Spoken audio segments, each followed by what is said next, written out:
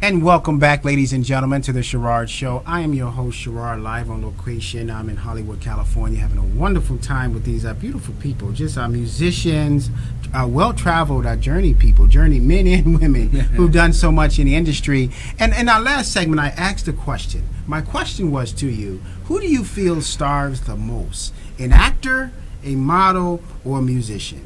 And we're waiting for your response in terms of that. But while we're waiting for your response off of Facebook and Twitter, and as well as Instagram, I'm going to toss that question to you. First, starting with you, Elijah. What do you say? What was your thoughts on the question I asked?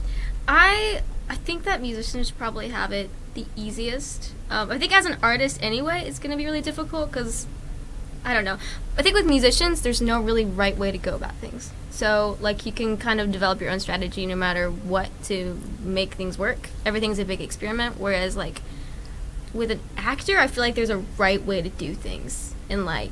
Interesting. I don't know, that's just my theory. That's just how it's, like, worked for me personally. So you say, like, after 15 years of life, you feel that's what it is? My 15 years of life experience, that's how I feel. I see. Okay, that makes all the sense in the world. Now, we're going to toss it to you. So what do you say, in your opinion, who starves the most? An actor, a model, or a musician? Model. And you said it quick, emphatically, and what's the reason?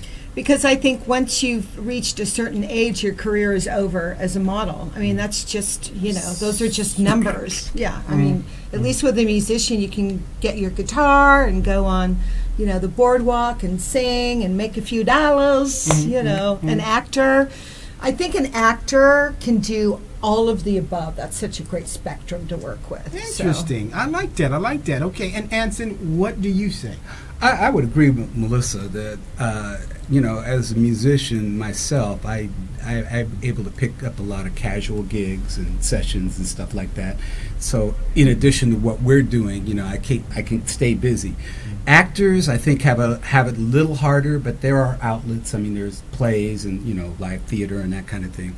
But models, I mean, there's not a lot of outlets. Unless you get picked up by an agency or something like that, you're pretty much, it's really a tough go.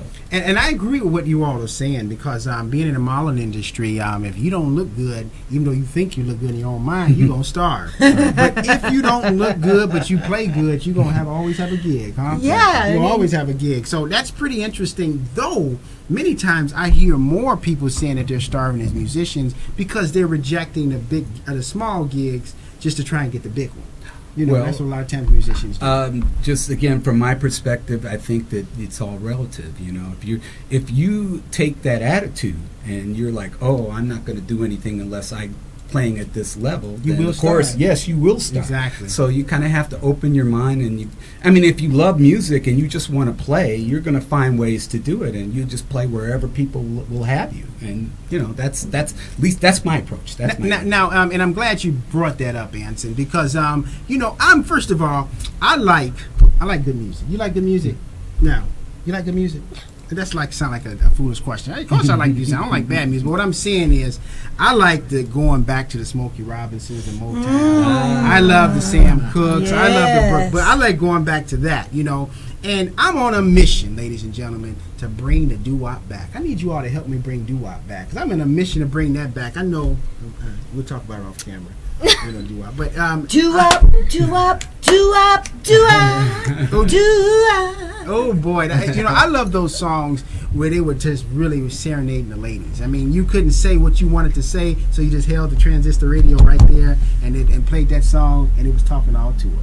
I just love that. But anyway, we're getting off subject, ladies and gentlemen. Now, you all have an album coming out soon. Is that correct? Yes, we do. We're very proud of it. And tell me, what's the title of it? Going in Deep. Going in Deep. Now, kind of give us a premise of a little bit about what it's Going in Deep's all about. Going in Deep is an album that's taken us a couple of years to work on. We've worked with the George Clinton camp. Sonny Cole produced us, so we had a lot of people from P-Funk and Funkadelic on the album. Ernie C. from Body Counts playing lead guitar. So it's a combination of funk, punk, hip-hop, rap. Wow. And it's metal. Blues, it's metal. it's got a little bit of everything. We're songwriters, so Lose Your Fear was the premise. One person you forgot to mention, the late great Nick Menza. also worked He on. produced "Whisper to the Moon." The song that we're going to do right now. Yeah, he worked yeah, on yeah. that song. Okay, so you're going to do it. Okay, and what's the inspiration behind Whisper to the Moon?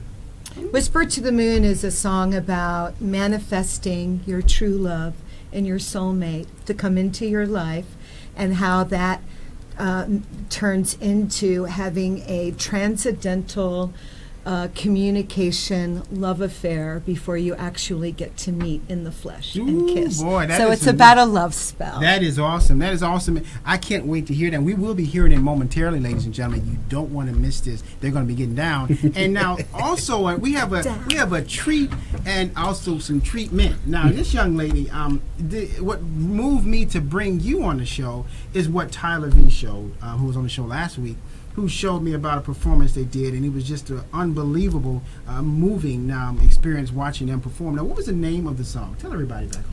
It's called "Holding On to You" by 21 Pilots. And what's the inspiration? That was a song you written, or you just be performing one? Oh no, it was a cover. I met Tyler at LA Film. Just randomly, he just came into my session, and we wanted to collaborate. It was just like an instant friendship. So he just came over to my place, and we went out on the balcony and had someone film it, and it was just a really good time. It was really good. You're going to see that as we close out the segment in a moment, them getting down on the roof, just looking fabulous in what they're doing. Young people, just very talented. Now, you also, what are you doing in the music and what do you have upcoming that your fans can be able to see? Right now, this month, actually, January 31st, I have a single coming out called Casa de Luz. And it's completely different than the project I moved here for. It's completely separate from it. But it's called Casa de Luz, and it's unplugged. And then at the end of next month, I have the entire EP coming out. So Casa de Luz is a single off the EP. Good. Now, where can we purchase it when it comes out? It's going to be on iTunes, Spotify, Pandora, iHeartRadio, the Shazam app, all of it. And where will we be able to purchase your album when it comes out? Well, we do have a SoundCloud page. We have it available there. And when it's completed, we still have a couple of songs we're tweaking on it, but that are All of the above. Yeah. Everything that you so can possibly. it's SoundCloud/Lose Your Fear. SoundCloud.com/Lose Your Fear. Excellent, excellent. Okay, so now what kind of advice, before we close out, what kind of advice would you be able to give, let's see, maybe some 14, 15 years old that's going to be planning on moving out here or that's doing, give me some advice for someone, because your words can really make or break somebody's career. To someone who's moving out to LA to try and make their dream come true. That is correct. I would say to stay extremely open-minded, because for me personally, my plan was to come out here and like form a band and record this giant record and everything, and I did, and I wasn't even really fulfilled by it. So I started my acoustic project, which is what I'm working on now, which is like provided me with so much joy. So just don't be too narrow-minded about things. And I really do think that people give back to you, and you will be loved. And I don't think it has anything to do with financial success, to be honest. I think that comes later on in life. That's all right. That's all right. And what would your advice be? I'll start with you, Anson. Well, let's see. Okay. Stay true to your art.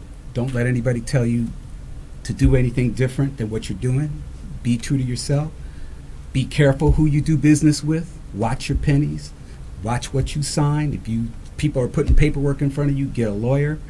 And the main thing is just stay dedicated. That's all right. And what would you say? I think for me, the first thing I'd probably do is get an iPhone. That way you have access to your own social media and all the outlets that you need to propagate your project, right? The industry's changed. We are not dependent on these large corporate labels anymore to pick us up. So it's a game changer. We really have the power right here at your fingertips. So I'd say the phone is number one. And then bring your instrument with you, whether it's your voice, whether it's a guitar, because you can be able to play anywhere, especially in LA. Venice Beach, perfect place to just, kick it on the boardwalk and make a few bucks, right?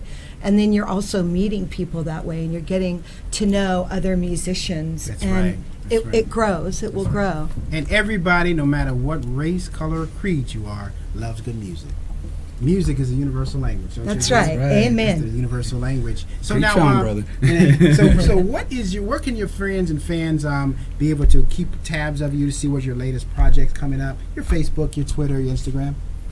Well, there was a SoundCloud, but we also Lose have, Your Fear, Lose Your Fear, LoseYourFear.com, Lose There Your you go. Fear Facebook, Lose Your Fear Twitter. That's pretty It's easy all to Lose Your remember. Fear. Just yeah. Instagram, we come up instantly. Instagram is Lose Your Fear Band, just so we. 'Cause Yeah, we that's had to, true. We had to do it that way.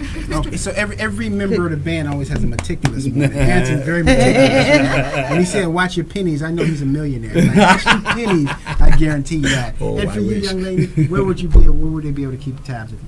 If you go to my YouTube channel, it's if you just look up Elizabeth Grace on YouTube, that should be the first one you see. If you go on there, my bio, it should have links to everything else: so Facebook, Twitter, and Instagram, especially. It's Snack Size 549. It's a short joke. It's In nice, case you didn't catch that, it's a short joke. Yeah, I got it. I got it. It's funny. But anyway, it's hilarious. It's wonderful. Having these beautiful people stop by the Sherard Show. I really appreciate you all stopping by. And ladies and gentlemen, when we come back, we're gonna have a closing performance by Lose Your Fear. So you don't want to miss this. Right after this. All right.